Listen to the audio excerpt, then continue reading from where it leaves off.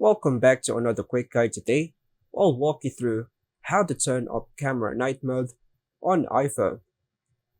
To turn off camera night mode on iPhone, we have to launch the camera app. When night mode is active, the yellow moon icon appears at the top of the screen.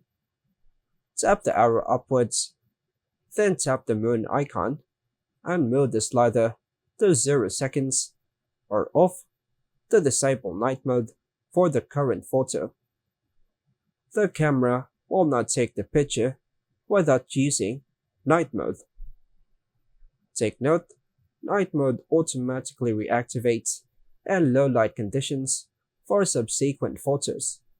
To ensure it stays off for all photos, use third-party camera apps that don't have night mode enabled by default.